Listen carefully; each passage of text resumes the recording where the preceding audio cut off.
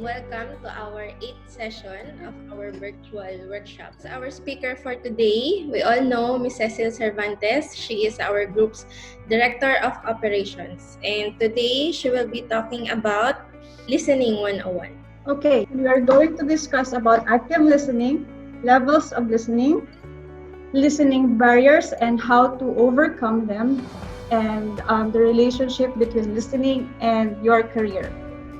A lot of what I'm going to share in this session is just common sense.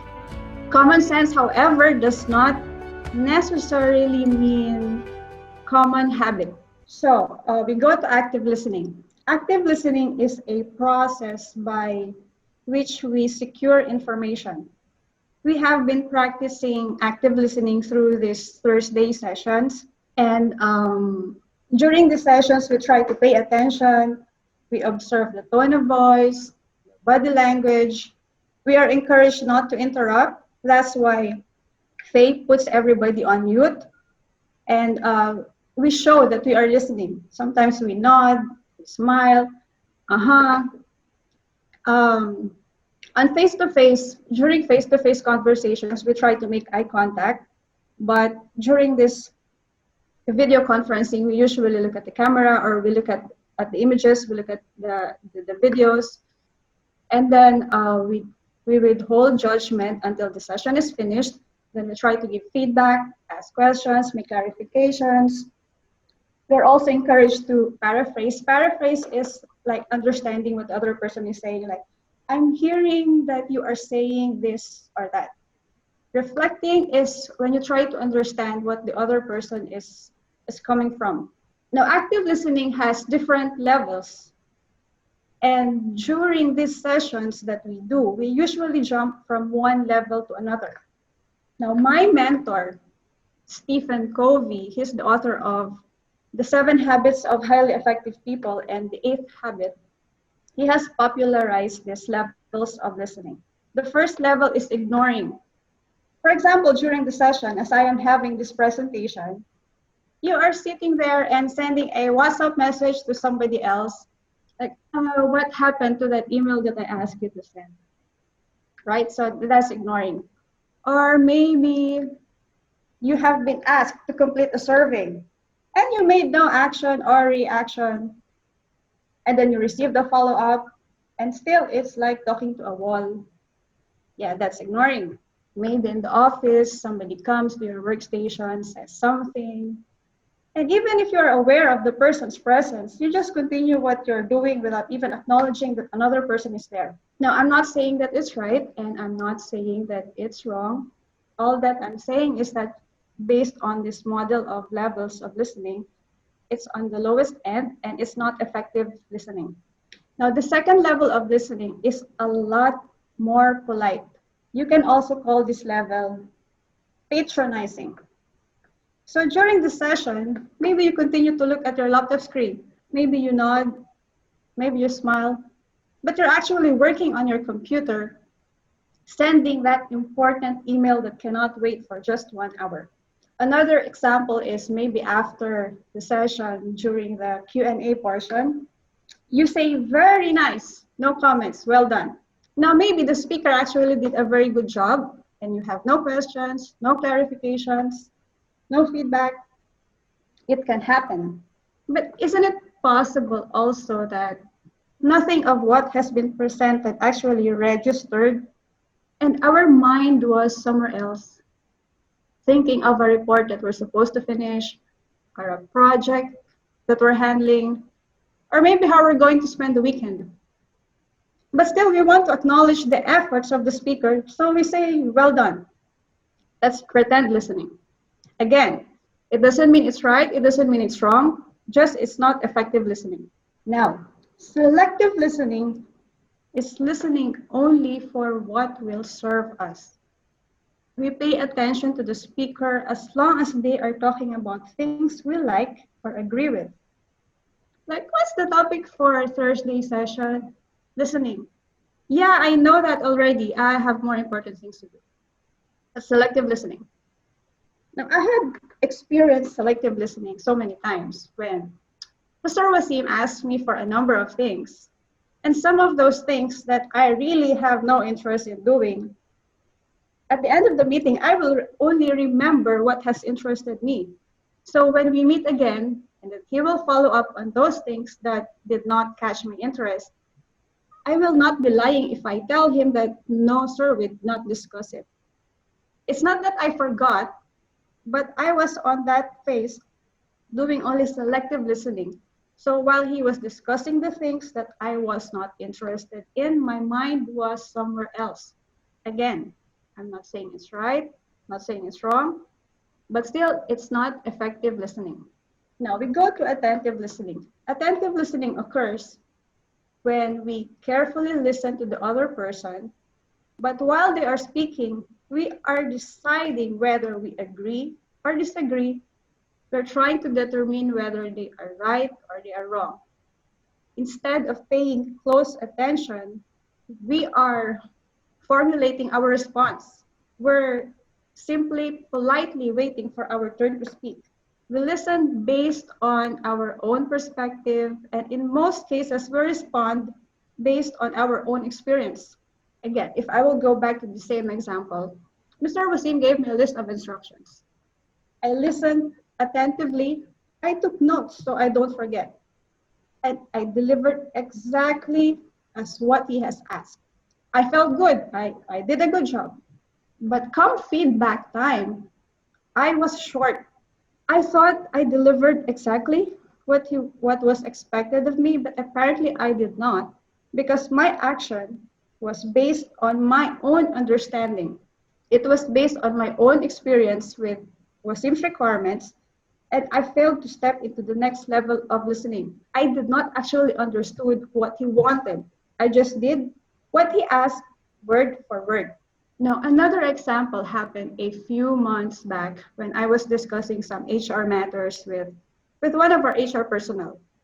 The discussion was going very well. It was informative and productive until the HR person said that she thinks we should change the titles and positions of everyone.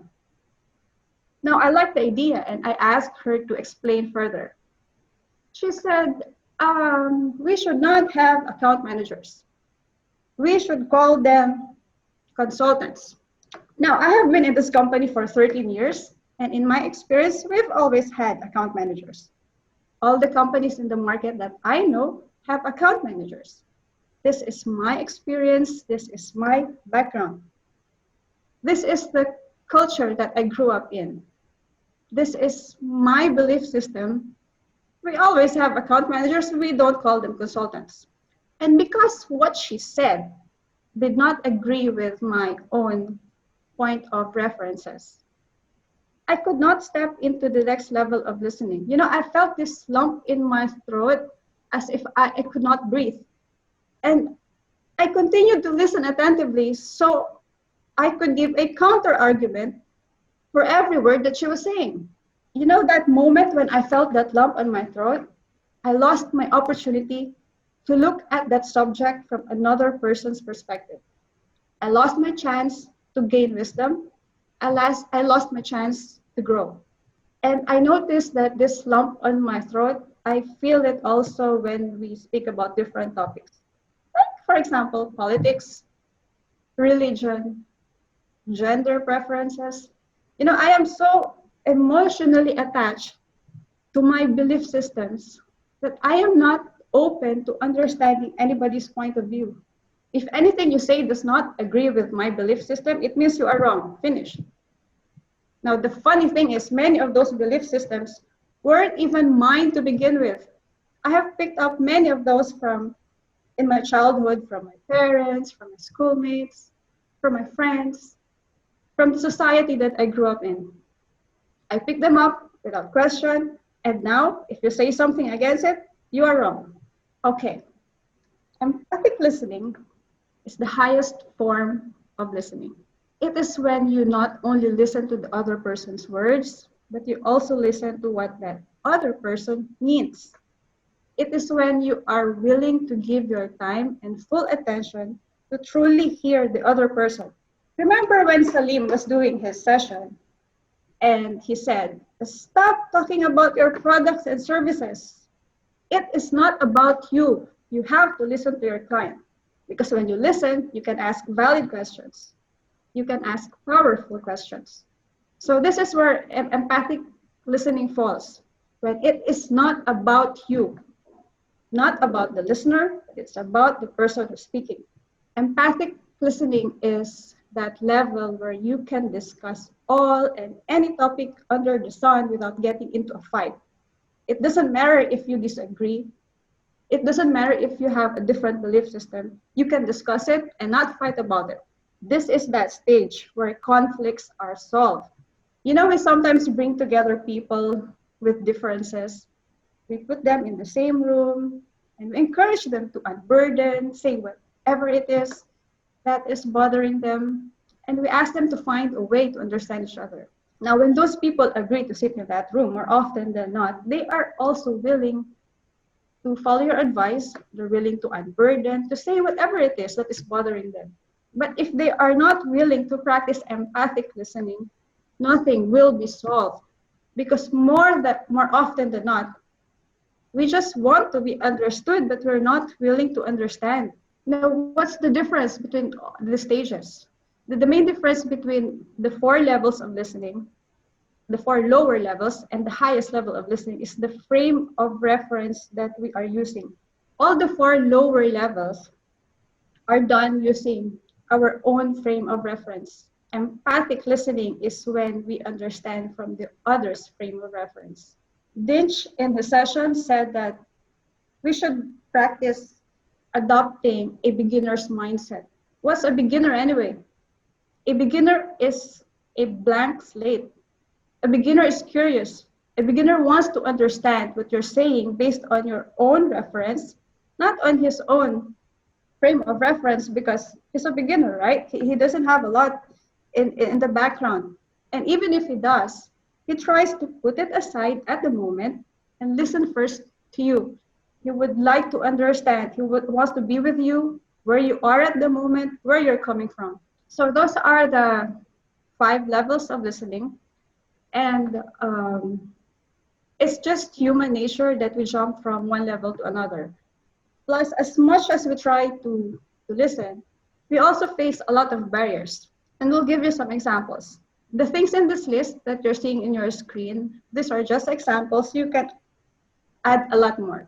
Example for the environment, noise. That's always the first one on the list. If it's very noisy, you want to listen, but you cannot because you're getting distracted. It's so noisy. Maybe it's a device malfunction like right now. If my audio is not working properly, you want to listen to me, but you cannot. Or maybe it's my Wi-Fi connection. My internet connection is very weak. Now, it can also be, some barriers can also be from the listener's side. Maybe you have some preconceptions. Like, yeah, that's not how it's supposed to be. Or maybe it's prejudice. Who's the speaker today? Cecille. Yeah, I don't like her so much. I don't think I will learn anything from her. Can also be a lot of interruptions. And the psychological state of the listener. Say, I am anxious about something, so it's difficult for me to focus on what you're saying. Can also be the physiological state.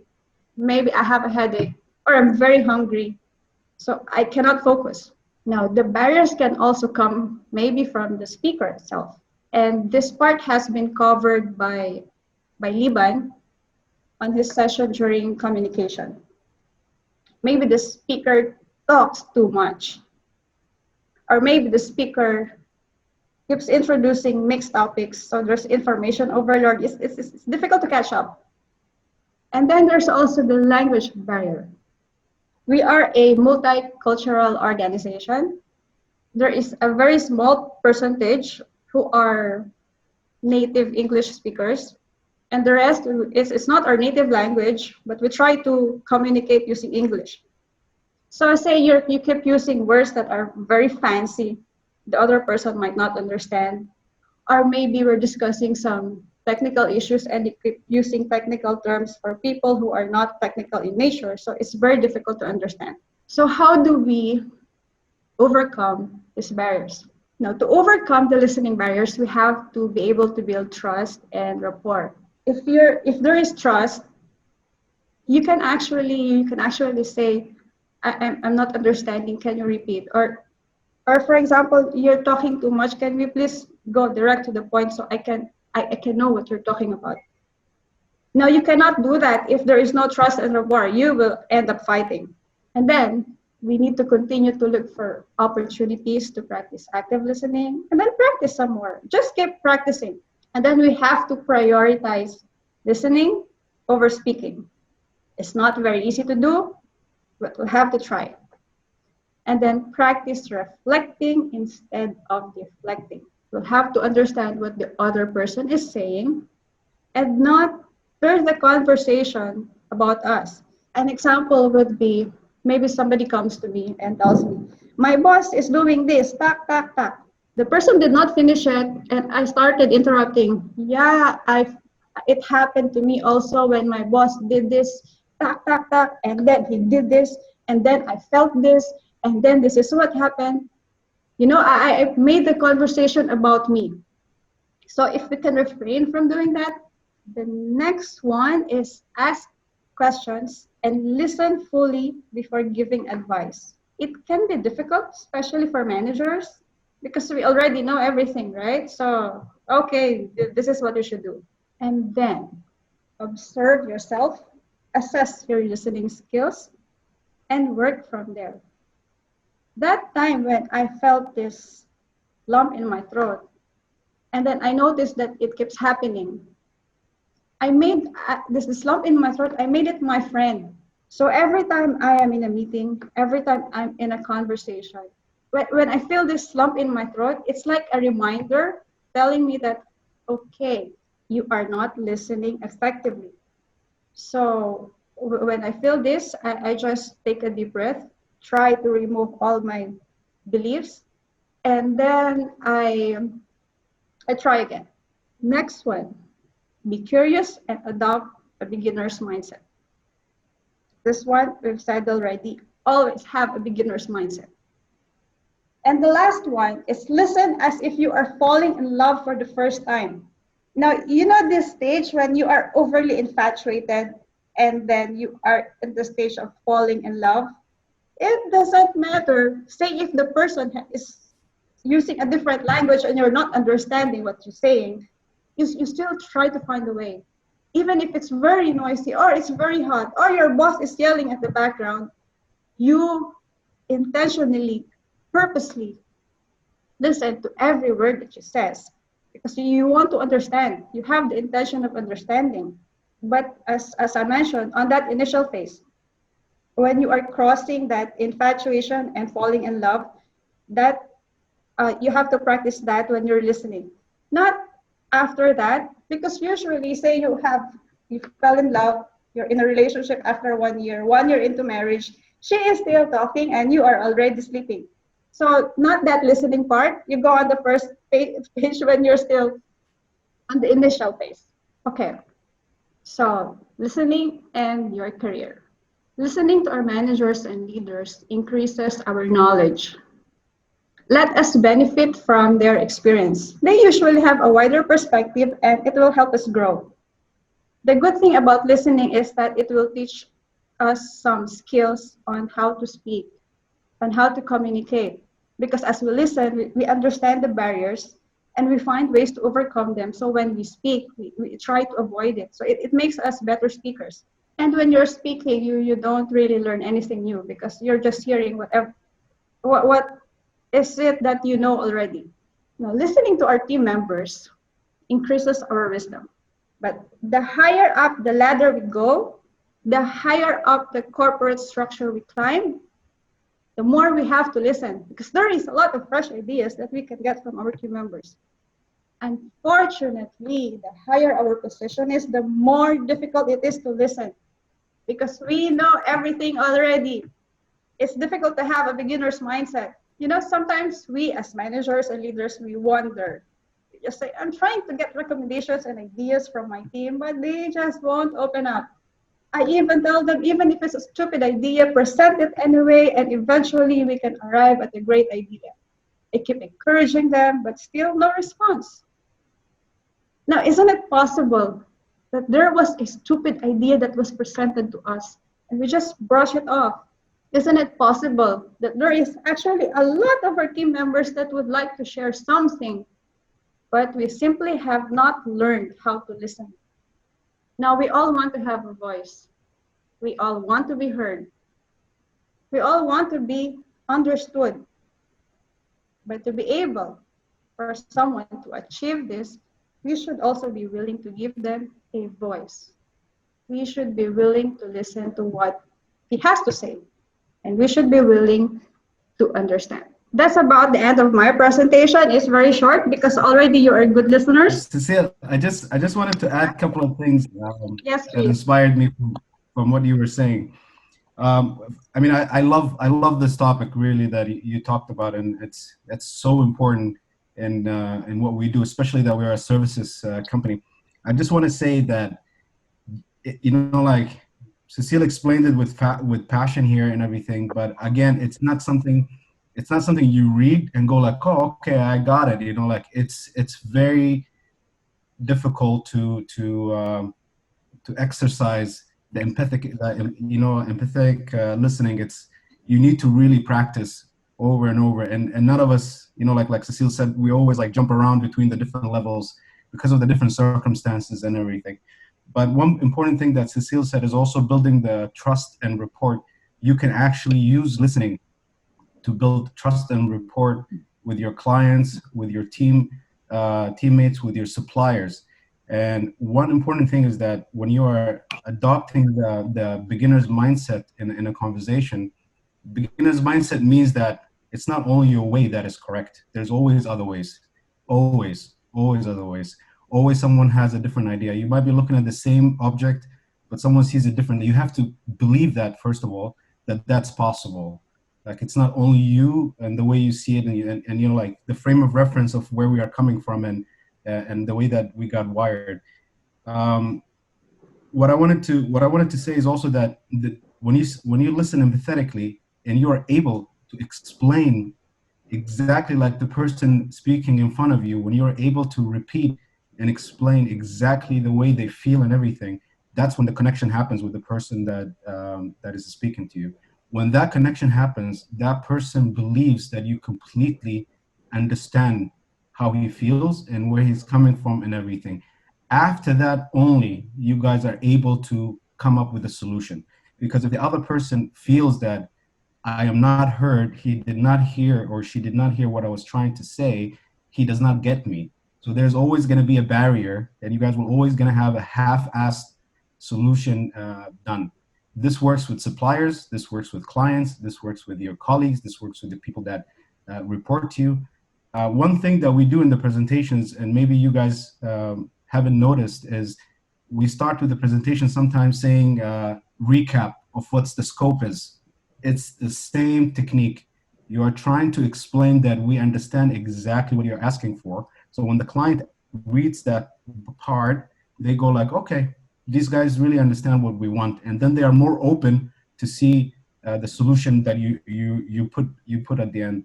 And one thing only I'm going to add lastly is that you have to believe that there's always a win-win situation. This also goes back to the author Covey and the book that Cecile referenced. You have to always believe that there's always a win-win solution, and win-win solution will only happen when the other person feels you heard them, and you guys can start working on a third alternative. I will be coming in with a solution thinking that this is the way. The person who's speaking thinks that this is the way, but only when you feel both of you guys heard each other very well, you will see that there's always a third solution. Supplier will come to you and say, I'm not going to do the work. I want payment 100% upfront. Only when you pick up the phone and communicate with that supplier, explain yourself, and he explains yourself, and he feels that you heard him and you care about him, then it opens up and say, okay, maybe we can do 20% now. Or your client is paying after 40 or 60 days. Okay, maybe I can make the other payment the other way. You know what I mean? Like that opens up that there's always a third solution. So that's all I wanted to add. So thank you very much, Cecile. I'm very passionate about this topic. Thank you, Liman. There's actually a school of thought where during listening, we are encouraged to say the the exact words, just 2, 3 words, the exact words that the speaker said. It builds trust and rapport, and um, it results to you not misinterpreting what he said. I tried that just personally. When I try to do that, it takes away my focus on the speaker because I am focused on trying to remember the words. So it becomes about me because yeah, okay, I have to memorize because I have to repeat it back to him. But it's a popular school of thought. Many people are practicing it. Just personally for me, it doesn't work because I tend to just memorize and I don't understand it anymore. But if you practice instead empathic listening, you will, because you're empathic, you're there, you're in the moment, you're with the speaker, you will still be able to say those words back. You don't have to memorize it. You will know it because you will understand it. Because you're listening with your heart, so it resonates. Can I say something, Cecile? Yes, please. Okay. So, from my point of view, I think the level of listening or type of listening, ignorance, pretend listening, I think we should be flexible with this. Like you can, in some cases, you can be ignoring whatever the person in front of you say because it might affect your correct information. And for other person, you should be pretending. For other person, you should be selective. I think we should be flexible between these. That doesn't mean if you ignore this person, you're a bad person or something. This is what I'm thinking from my point of view. I actually agree with you. That's why, as we were going through all those levels of listening, I kept repeating that I'm not saying it's right, I'm not saying it's wrong. But at that moment, it's not called effective listening. Because sometimes, for example, one person talks too much and everything that he's saying is just negativity. At that point, you will have to ignore him. Otherwise, it will affect your mental health. You have to put boundaries, you have to take care of yourself. So, yes, there are moments when you have to go through the other levels of listening for your benefit. Anybody else has any takeaway or feedback? I think no questions because you are all good listeners. I have just one comment, Cecile. Yes, please. Yeah, so when you asked the question at the beginning of the presentation, who are good listeners and who are not, I thought, like, for example, for myself, I'm a good listener because out of work, like personally with friends and everybody, I like to listen to their problems and like help them with it sometimes or whatever it is. However, I felt that I fall into the attentive listening, which is when you listen and whether you agree or not on the subject.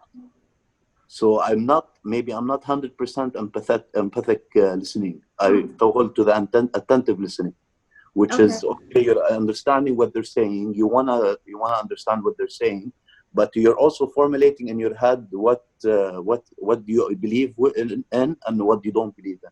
So yeah, I just wanted to say that. Thank you. And you know what, Jamil?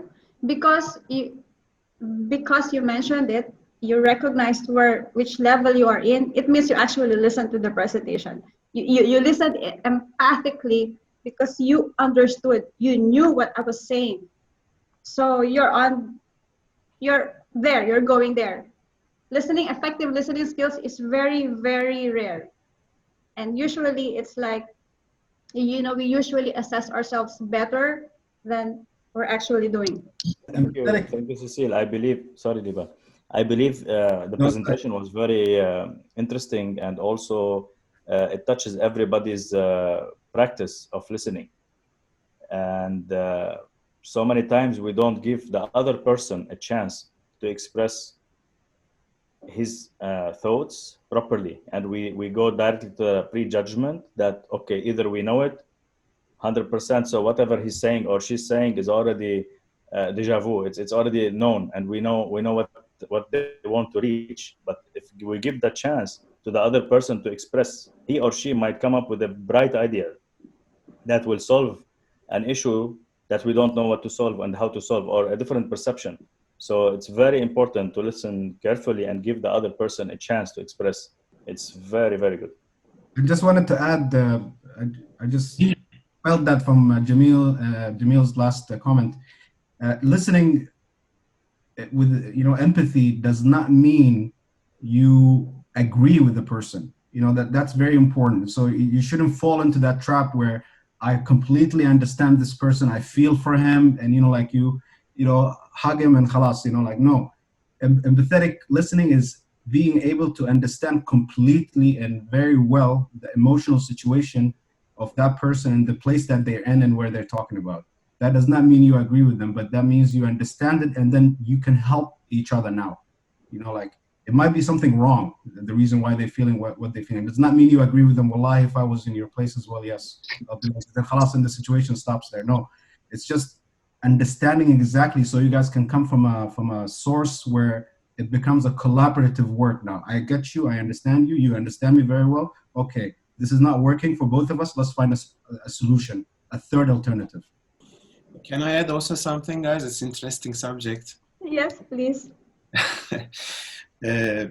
See, when somebody comes and open up about something, it's about a conflict or an issue. That's the case when we are talking about active listening and empathic listening. So let's put that first. It's not about a nice experience or how happy he is and stuff like that. It's usually about a conflict or an issue. And it's not easy to open up on these subjects. So usually when a conversation starts, it's only the tip of the iceberg.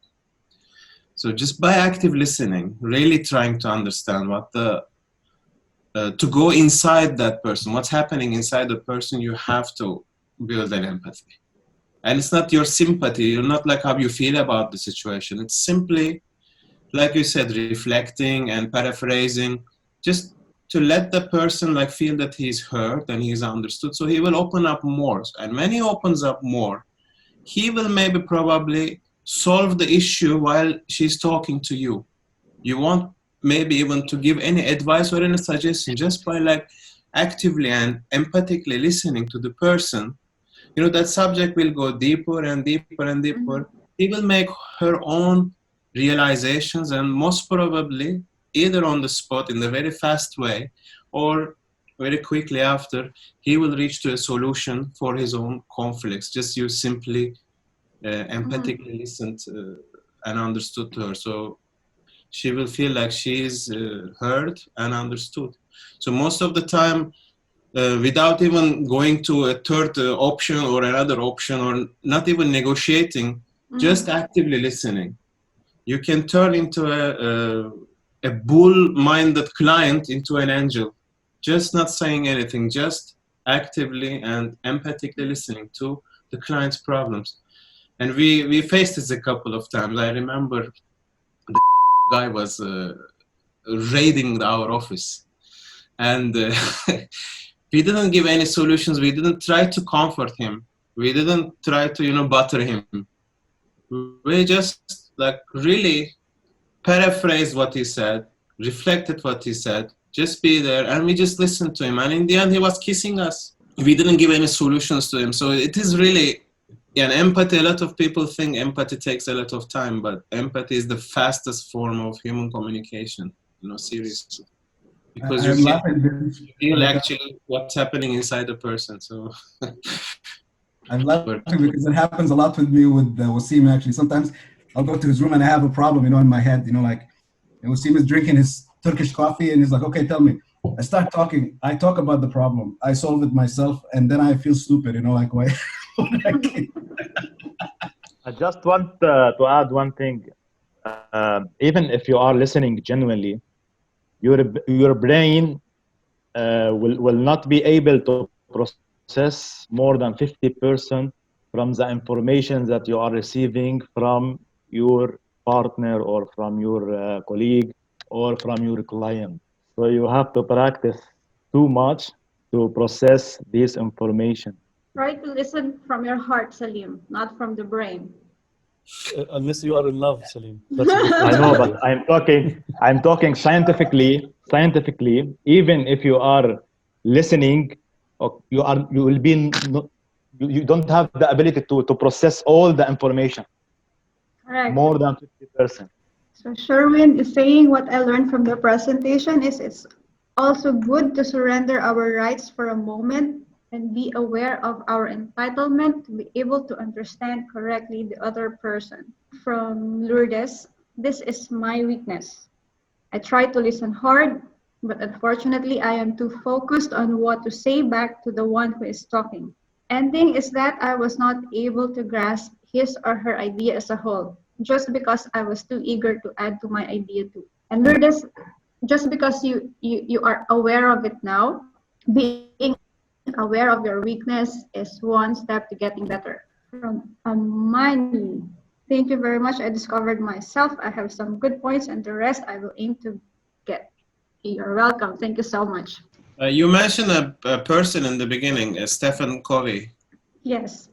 Maybe you can recommend that book, The 7 Habits of Successful People. And on lynda.com, if anyone has the lynda.com training session subscription, there is a course on all those habits. And one of them is about this, like to truly understand, steps to true understanding, I think, something like that.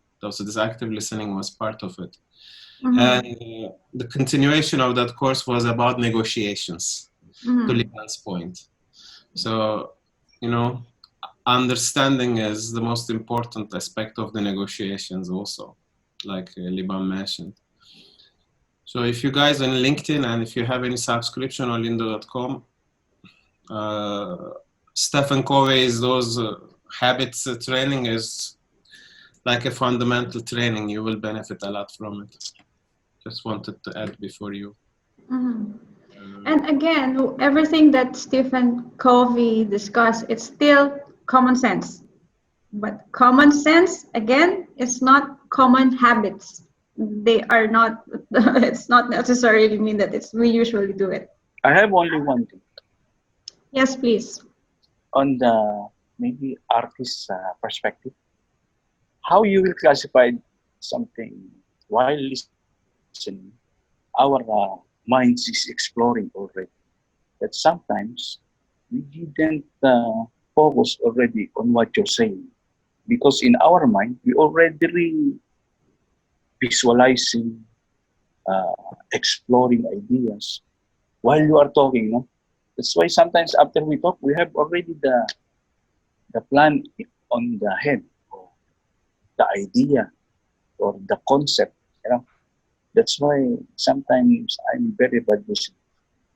Because my mind already wandering. I'm just maybe represent some of the guys who has some that kind of critical mind, or a very active mind, that while you speak, our mind already excited to think about something to go beyond what you are triggering. That's type on artists. So when your mind is going there here, as the client is speaking, the images in your mind, is it still related to what the client is speaking, or you're making a different, or you're going to a different direction? And does it work?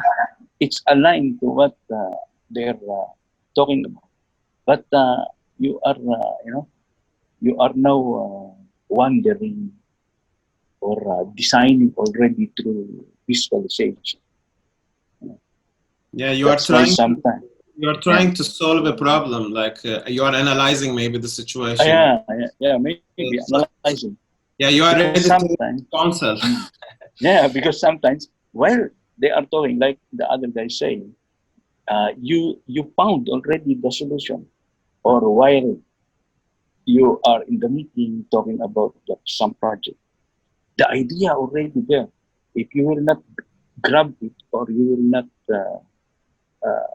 nurture it, it will just pass, and it will be distracted, or it will become erased, because another idea will be initiated again by another person in the meeting. Yeah? I mean, it's just like a normal occurrence during our brainstorming. or discussion or during listening. It happened. Sonny, for my side, I actually saw that happen Yeah. a lot, See? with you and the creative. I don't believe that is not listening, to be honest, because you guys are visualizers. You are taking the input of what we are saying, and it's already painting a picture in your brain. Because that's how you work from a creative perspective. And when you respond back, you're not responding back by repeating what we said. You're responding back with images. I believe that's also the same. Like because for me, for example, I don't know where the images are in my head. Like I don't think that way. I just know how to talk, and I'm talking about objectives and blah blah blah. But for you, you're translating that into images, how it's going to look like, and everything, and then you respond with that. I believe that's also like a great listening, to be honest. Like if you're able to take the words and change into a nice, beautiful painting, that's actually a very creative way to listen, even. Yeah, but I mean, how do we classify it in the 5? Yeah, can I respond to that? Like, so you are one step ahead of the listening. So in that case, your listening ended, and now you are into the advanced. You are in the advising situation, but the chances are maybe we didn't understand the issue fully because we couldn't go to the core of the issue. So you might come up with a wise solution, but it might be just part of the solution. So empathic listening is one form of listening, right? It's really simply reflecting what a person feels and to say in your own words, so you can really understand what that person is going through. So that's a kind of a technique or a habit. So like there's a listening, and then there is dealing with the problem or fixing the issues, exploring new ideas with the person who's talking to. That is like the second step. I think in a brainstorming session, yes, as much as we need to listen, the purpose of the brainstorming session is to throw ideas, right? It's not about like really listening. I think the listening stops and then you come up with ideas. Now you have to be a river of ideas. So, 9 ideas, 15 ideas, just for one to click in the end. So the format of that meeting is a different one. So if everybody is actively listening in a brainstorming session, there will be nobody throwing ideas. That's why. It'll be a silent brainstorming session. There will be no storm. So that's why there's a calm before the storm, right? So active listening is the calm part, and the brainstorming is the stormy part. We have a question from Benjamin. If you're talking to your colleague and he or she is ignoring you or not paying attention, what will you do? Benjamin, if you have trust and rapport, which you usually can build from listening, you can actually tell your colleague, or you can speak with the colleague, right? You can communicate like, I just have something. I'm sorry, I have something to say. Can I know why you're ignoring me? It's all about communication. From Gurley, since it's quite unavoidable to keep on jumping the levels of listening, is it safe to say that a person can be a good listener depending on the situation? Now, Gurley, we have levels of listening, and we usually jump once in a while if we're on that empathic listening. But most of the time, we are on the pretend listening, for example. You cannot consider yourself a good listener. Just because 1 in 10 times you did empathic listening, that's still not very effective. So it's really more on how often are you on that level. From Pauline, hi, question, does multitasking apply on being an effective listener? Can someone do something while listening and still comprehend the speaker? The brain cannot really process so many things at the same time. Even if you're listening, as Salim said, your brain can only process 50%. I can add something here. Yes, please. It's actually something that I have. It's like it's the multitasking. It was discovered lately that it's really scientifically there is nothing healthy as multitasking. So it's not that the ideal situation, but it does exist. Like for me, actually. I grew up studying and listening to music, and then it made it like for me like when I stopped the video as I was doing something, and actually I was really concentrating and listening from my heart to you. When it's about something physical, doing about around, as long you are not communicating and you are writing to someone or talking to someone, that's impossible. But multitasking, it does exist, and it's connected to the Benjamin thing, that maybe you will think that someone is ignoring you, but if you're talking to someone who is a multitasker, he would be, I'm talking about myself, I will listen to someone more precisely if I'm doing something with my hand, and maybe I'm not looking at you while you are talking, or I'm doing something around. And it does exist. It's not the ideal or healthy way of doing stuff, but it's a habitual thing. So that's I think it's a habit that maybe you need to change in order to, and it's connected to focus, which is another thing that is like on top level of this topic, and the communication level, that topic, that to keep focused on the same topic or the things that you are doing, if it's listening or communicating or having an idea. So it's a bit kind of complicated, but it does exist. And for me, when I will be focusing on you to listen and to focus to listen, I won't listen that much effectively. And I will be more relaxed if I will be listening and doing something else. So it differs from one person to another. So there's another question here. In actual scenarios such as meetings, face-to-face conversation, when is the perfect time to talk after listening without interrupting or cutting the speaker? Lourdes, if you're just waiting for your turn to speak, it's not really listening. Do you find it in the book too?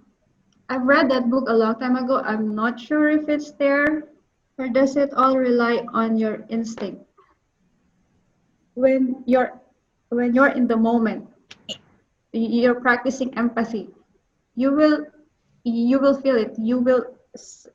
Sometimes the speaker pauses. It doesn't mean that the speaker paused. You can already speak. It doesn't mean that he finished. Maybe he's processing what he's saying. So it's not really a black and white rule. But if you keep practicing active listening and empathic listening, you'll eventually know when you can speak.